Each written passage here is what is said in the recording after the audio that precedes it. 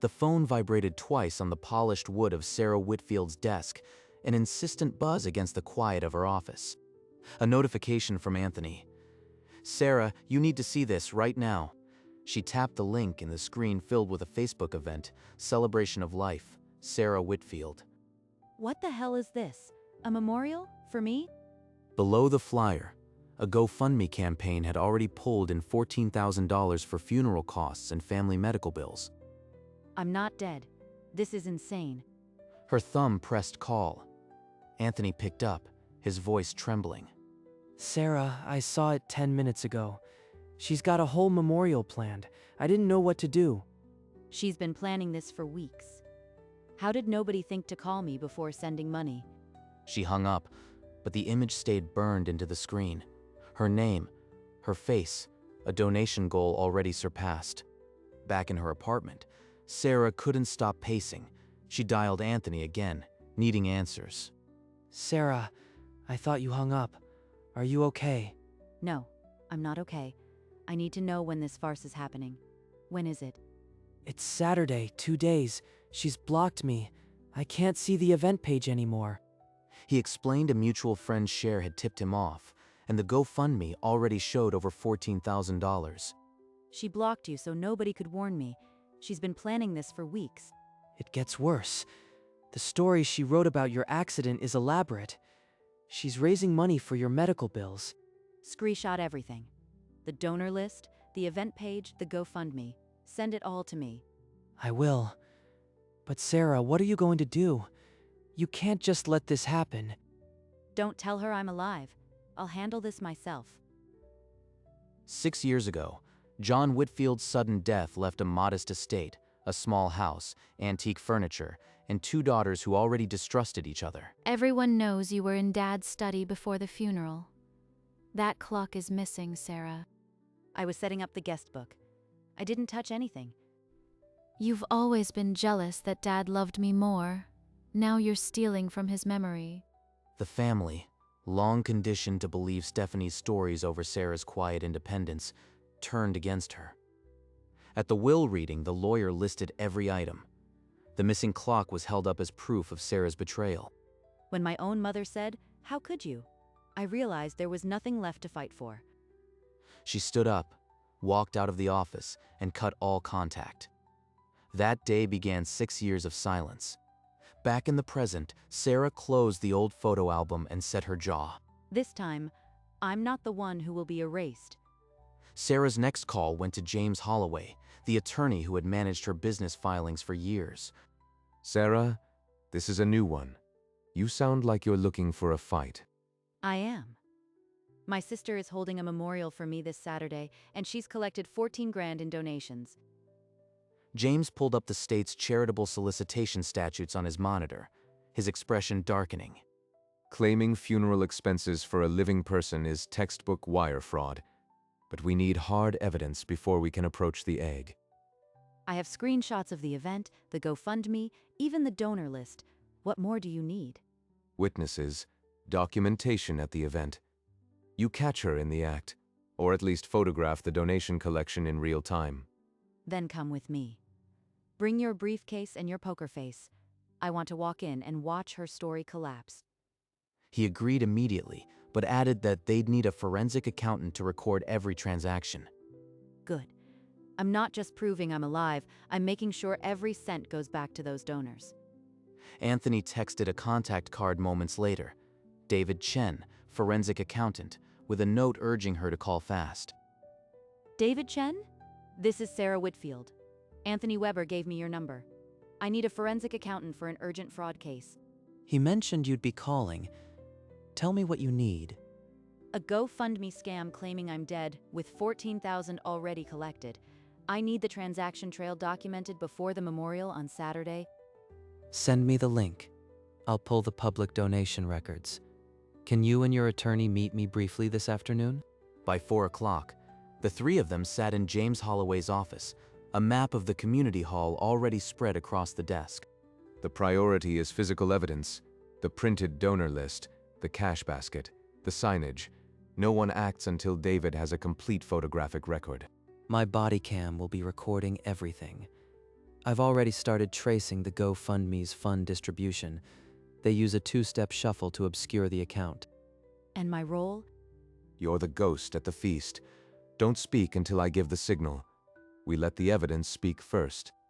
That night, Sarah couldn't sleep. The weight of the next day pressed on her chest like a stone. She pulled a dusty shoebox from the closet, the lid soft with age.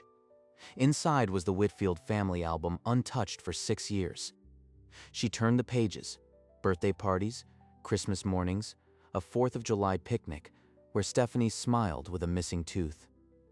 Then a photograph stopped her hand. Her father beside the grandfather clock, his fingers resting on its mahogany case. The clock they accused me of stealing. It's still in that photo, and they know it. She closed the album and tore a yellow sticky note from the pad on her nightstand. She pressed pen to paper. "You are alive. You are not what they said." Then she slid the note into her bag, next to a spare notebook and her father's old fountain pen. Tomorrow, the truth walks in, and this time, I'm not the ghost. Morning light filled Sarah's apartment. She stood by the window, bag packed, watching the street below. A black sedan pulled up a few minutes before 9. James Holloway punctual as always. You didn't sleep, I can tell. 10 minutes later, they pulled up to a modest office building, and David Chen climbed into the back seat with a heavy camera bag. I have 2 cameras and a body cam. The GoFundMe page is still live, so I've set up a screen recording to capture the donor count. The sedan merged onto the highway, and Sarah let her gaze drift to the passing trees. I need to ask. When you see your mother, are you going to be able to hold it together? Sarah didn't answer. Her jaw tightened, and the old arguments echoed in the silence. Phone just refreshed. The GoFundMe hit 14,200. 2 more donations came in overnight. 14,000. My own death has a price tag, and strangers keep adding to it. The sedan turned onto a narrow access road, and the community hall appeared through a line of bare oaks. An easel sign by the walkway read in elegant script: "Celebration of Life, Sarah Whitfield." Sarah's breath caught. Her own name on a memorial. Park, under the oak. Keep us out of sight for now. 2 of those cars are from my aunt's driveway, and that one I recognize the bumper sticker. Remember, we observe first. David photographs the evidence, then I'll give you the signal. Body cam is on and recording. I'll start capturing the entrance as soon as we step out. The 3 of them opened their doors and stepped into the cold morning air. Sarah straightened her coat and walked toward the entrance, her heels steady on the asphalt. Let them have their slideshow. I'm still standing. They stepped inside to a hallway of white lilies. A volunteer offered them programs, each bearing Sarah's photo. The guest book lay open on a table. Sarah picked up the pen. She wrote her full name, Sarah Whitfield, with a slight flourish on the W. The volunteer glanced at the signature, then at Sarah's face, but the name did not register. They found seats in the back row just as the lights dimmed. A slideshow flickered to life on the screen. There she is, front row. My mother, looking healthier than ever, dabbing non-existent tears. The first slide appeared. Sarah at 8 years old, missing front teeth, holding a birthday cake with Stephanie. They're using my own childhood to sell a lie. That picture came from the album I held last night? I'm capturing every slide. These images prove premeditation. Stay patient. We still need the donation receipts. The slideshow paused, and a hush fell. Stephanie Whitfield walked to the podium, gripping a crumpled tissue. She leaned into the microphone, her voice already breaking. I still can't believe she's gone. I found her unresponsive, and the paramedics couldn't revive her. She dabbed her eyes and gestured toward the donation table. The family has been crushed by medical debt. We need your help. Please, if you haven't donated yet, share the GoFundMe. It's literally life or death for us right now. Life or death? With that smirk, you're selling my corpse like a timeshare. She glanced at James, who was recording the audio on his phone, his face unreadable. I've got the screen and the donation QR code. Keep going. Then Stephanie's voice rose, theatrical as the slideshow clicked to a photo of Sarah as a teenager at a piano recital. That was the recital they missed because Rachel had a fever. Here, they're all watching. Stephanie waved a hand toward the front row. "Mom, please join me." The older woman rose slowly, dabbing her eyes with a tissue. She reached the microphone and delivered the line with rehearsed grief. Sarah was taken too soon. For those who prefer cash, we have a donation basket circulating now. Please give what you can. The basket passed through the rows. Envelopes and folded bills piled up. She's taking cash, right in front of me. No receipt, no record, just stolen hope. A man with a weathered coat unfolded two $20 bills and dropped them in without a word. That's someone's grocery money, and they think it's for a funeral. We've got enough. Cash in the basket, the printed donor list, the entire performance. Say the word. A $100 bill landed softly on top of the pile, and the volunteer placed the overflowing basket on the donation table. Not yet. I want every donor to see my face before this ends. The scattered applause for Mrs. Whitfield's speech faded. A gray-haired man with a rumpled blazer rose from the third row, his face earnest. He pulled a folded donor list from his inside pocket and held it high, as though it were a trophy. The printout's header, Whitfield Family Medical Emergency Fund. Below, a line read, Mrs. Whitfield, surgery, $8,000. Medical emergency. My mother walked up there without a cane and stood for 10 minutes. Sarah's fingernails dug into the wooden armrest, leaving crescent marks. She turned her head toward James, her neck stiff with suppressed fury. I've heard enough. Give me the papers. We're doing this now. James opened his leather folder without a word, slid out a single sheet, and pressed it into her palm. His eyes never left the podium. David Chen glanced at his camera's remaining storage, 90 minutes, and eased the zoom lens onto the donor list on the front table. The body cam's red light pulsed steady. On your feet. Let them see you. Time to come back from the dead? James slid a thin stack of single-sheet handouts from his folder and pressed them into Sarah's waiting fingers. David hit the master record button. Both cameras came alive, capturing the room from two angles. She rose. The wooden chair groaned in the silence, louder than any voice. Two guests near the aisle turned, their whispers like dry leaves. Sarah locked her knees and stepped into the center aisle, the handout a white flag in her grip. Behind her, James and David flanked like courtroom shadows, the body cam light pulsing green. The slideshow clicked to the next photo, a high school graduate clutching a diploma, a face many now studied. Her jaw unclenched for a single breath, then hardened again. She passed the first occupied row. A woman grabbed her husband's sleeve. Now she was the only figure still moving through the flickering dark, and every eye was finding her. A child in a velvet dress pointed a tiny finger. Her mother shushed her, but the whisper spread like a spilt glass of water. The slideshow clicked to a teenage Sarah at a piano recital, her expression frozen in concentration. A few heads swiveled between the screen and the living woman. At the side of the stage, Stephanie Whitfield lifted a water bottle to her lips, her back half turned. She didn't see the ripple moving toward her. Drink that water, Stephanie. You'll choke on it in a minute. James kept his face impassive, his body angled to shield the handout in his coat pocket. David's camera shutter whispered every 3 seconds. The gray-haired man with the donor list froze, his arm lowering as his brow furrowed. An older woman adjusted her glasses, her lips parting. "That's the girl from the photographs," she whispered, too loud. Sarah passed the 5th row. A woman clutched her husband's arm, the clutch bag sliding off her lap. Steady. We're almost there.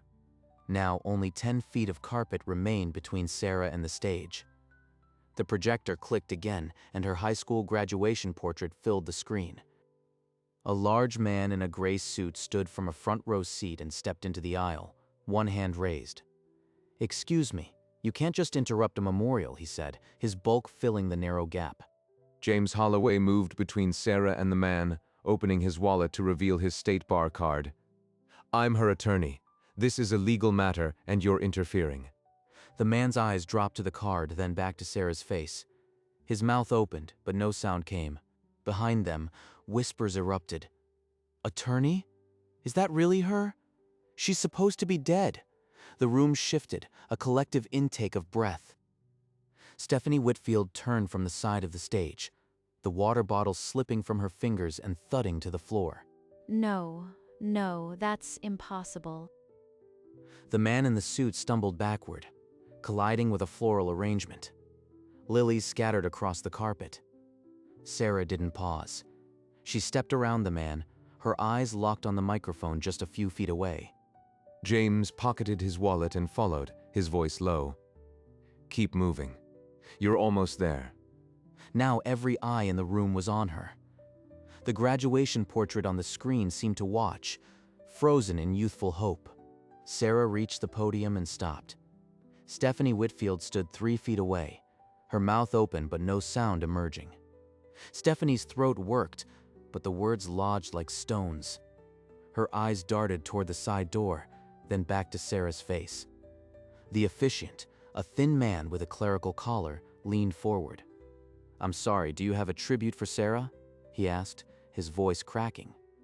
Sarah shook her head once and extended her open palm toward the microphone. A long pause.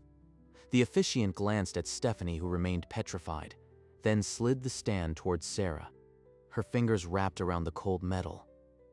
A faint feedback whine cut through the silence before she steadied it. Behind her, the projector clicked again. A new photograph filled the screen, Sarah as a teenager, head thrown back, laughing without a care. Stephanie crumpled. Her hands gripped the edge of the stage, knuckles white, but no support could hold her now. The room was dead silent. Not a cough, not a shuffle. Every person in the hall was suspended between the picture and the living woman. Sarah pulled the microphone close and drew breath. I'd like to thank everyone for coming, but I'm not dead, and the donations need to be returned. The words hit the room like a thunderclap. A collective gasp shattered the silence. Someone screamed. In the front row, an older woman in pearls fainted, sliding off her chair onto the carpet. The GoFundMe is fraudulent. My attorney has documentation. My sister faked my death for money. Behind her, James Holloway raised a stack of single-page handouts, the Attorney General's email address visible in bold. Stephanie's mouth moved, but no words formed. Her hands shook at her sides. Sarah's voice held steady, but her eyes glistened as she swept the room. The crowd stirred, necks craning toward the printed sheets. The memorial spell was broken, replaced by confusion and rising anger. James stepped toward the first row, the handouts extended, but not yet released. She had said enough. The truth would finish the work. Read it. Share it. The Attorney General's office is already watching this case. The man's eyes scanned the page. A bolded statute number and the email address of the state's Charitable Solicitations Division stared back. A flash popped. David Chen knelt by the donation table, his camera aimed at the printed donor list clipped to a board. He swiveled, catching a guest's phone screen still open to the GoFundMe campaign. The shutter clicked twice. A woman near the aisle unfolded her sheet and read aloud, her voice cracking. Email the AG. Report charitable fraud. The words hung in the air. Others unfolded their copies. The murmur of wire fraud and Attorney General rippled through the rows. Phones appeared in dozens of hands, not to call but to photograph the single sheet, preserving the evidence themselves. The gray-haired man who had held the donor list like a trophy let it fall to the floor. Sarah watched from the podium, her hands at her sides, as the room she had been denied for 6 years finally saw her. Stephanie Whitfield stumbled toward the side exit, her heels skidding on the scattered lily petals. A woman in the front row lunged and caught her by the wrist, pulling her back. An elderly man stood, his voice cracking with grief and fury. You used my dead wife's savings for this? He shouted. We gave you $2,000. Sarah lifted the microphone one last time, her voice cutting through the chaos. I'm not pressing personal charges. The state will decide. But this fraud ends here. She set the microphone down with a soft click. then turned away from the podium. Stephanie sobbed, her arms pinned by two guests, her carefully constructed world crashing down in the middle of her own memorial. James Holloway caught Sarah's eye and motioned toward the side door. David was already there, camera still recording. The slideshow clicked again. The laughing teenager still lit the screen as the room dissolved into shouts, tears, and the first sounds of dialing phones. Within 72 hours, the GoFundMe campaign bore a single banner: "Campaign suspended pending investigation." Donors would soon see their money return. Refund confirmations flooded inboxes, screenshots of which circled back to Anthony, who forwarded them with a single word: proof. At a corner coffee shop, Sarah scrolled through a local news site on her phone. A headline had begun to spread. The article's title read, "Woman Fakes Sister's Death to Raise $14,000 for Fake Medical Bills." Her phone buzzed James Holloway. She put him on speaker, and his deep voice filled the quiet space. The AG's office confirmed receipt of our evidence. The GoFundMe funds are already reversing, and the outlet you're reading just cited our handout. I saw. They spelled my sister's name wrong twice. The GoFundMe link soon redirected to a notice about fraudulent campaigns. The URL that once begged for funeral costs now warned others. Sarah set down her mug and looked out the window, letting the afternoon sun warm her face. The worst was over. The state investigation had only just begun, but for the first time in years, she wasn't waiting to be believed. Months passed before the state attorney general's office filed formal charges. Stephanie Whitfield faced multiple counts of wire fraud. A courtroom sketch, reproduced by a local news site, showed her in an orange jumpsuit, head bowed as the verdict was read. In her apartment, Sarah opened her laptop and followed a single streaming link to a virtual courtroom feed. On the screen, the judge's gavel fell once, and the written verdict appeared in the corner: guilty. She closed the tab without a sound, the reflection of her face disappearing from the dark screen. Her phone lit up with a message from Anthony. She got 3 years. It's over. Sarah typed back a single thumbs-up emoji and set the phone face down on the table. She opened her browser bookmarks, navigated to the folder labeled Whitfield Case, and pressed delete. The folder vanished, and with it the last digital reminder of the memorial that never should have been. Outside her window, the afternoon was unremarkably quiet. The kind of quiet she had once forgotten existed. A few years slipped by. The same coffee shop, the same corner table where she had read the news of the fraud reversed. Sarah stirred her coffee slowly, the afternoon light warm across her hands. She opened her phone to a photograph, a vintage grandfather clock with a familiar mahogany finish. Her thumb traced the edge of the screen, where the clock's face showed the time she had chosen to keep. You'd appreciate this, Dad. She smiled, not the fierce smile of a survivor, but the quiet smile of someone who had finally stopped running. Outside, the city moved on, oblivious and ordinary. The phone screen dimmed, and the reflection of her own face looked back at her, alive and enough. The frame held on Sarah until the edges turned black, the last light catching the rim of her coffee cup, fade to black.